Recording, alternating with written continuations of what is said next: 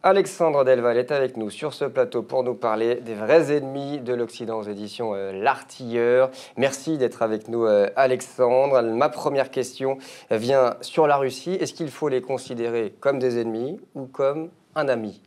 Je pense que la Russie, si on parle d'un point de vue français, est un ami et un allié, de longue date d'ailleurs. C'est un allié stratégique, historique, affectif, majeur et économique bien sûr, de la France.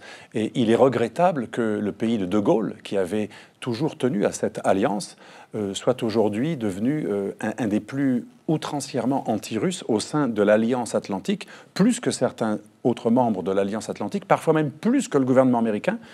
Aujourd'hui, le seul pays qui a demandé à traîner Poutine devant le tribunal pénal international pour crimes contre l'humanité, c'est François Hollande, c'est le pays de François Hollande, c'est la France, alors que même les Américains n'ont pas été aussi loin.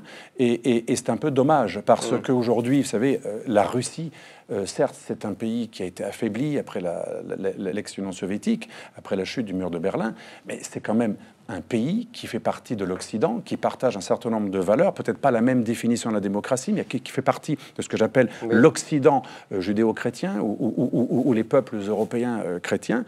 Et cette Russie, elle a des ennemis communs. Elle a les mêmes défis, notamment l'islamisme radical. Et on le voit en Syrie, une coopération entre la Russie et l'Occident aurait été tout à fait utile pour régler beaucoup plus vite le problème en Syrie et aller vers une transition. L'une des raisons pour laquelle la guerre dure si longtemps, c'est que cette volonté d'isoler la Russie, d'avoir refusé systématiquement toutes ses propositions en considérant que tout ce qu'elle demandait était absolument abject et était le fruit d'une sorte de néo-stalinisme, tout cela a empêché la paix. Il y a certaines choses en Russie qui quand même vont à l'encontre des droits de l'homme, on est bien d'accord. Oui, mais c'est ce que je disais au début, c'est que l'ennemi, ce n'est pas celui qui viole les droits de l'homme. On peut choquer les bonnes âmes, mais l'ennemi, c'est celui qui vient sur votre territoire, c'est ce que j'ai dans ce livre, porter atteinte à votre population, à votre territoire, à vos valeurs, à votre mode de vie.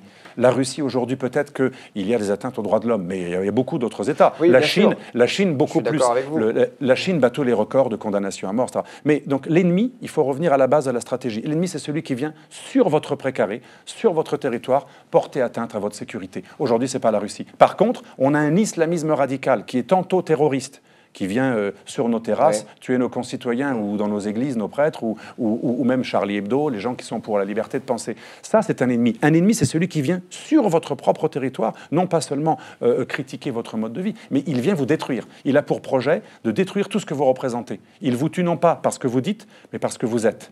C'est pour ça que l'Allemagne a subi un attentat récemment, alors qu'elle n'est pas un pays colonial, elle n'a pas colonisé des pays musulmans, et elle n'est pas partie prenante de guerre, de bombardements en Syrie ou au Mali. Et pourtant, elle a subi un attentat parce que cet ennemi islamiste nous déteste, non pas parce que nous faisons, je le répète, mais pour ce que nous sommes.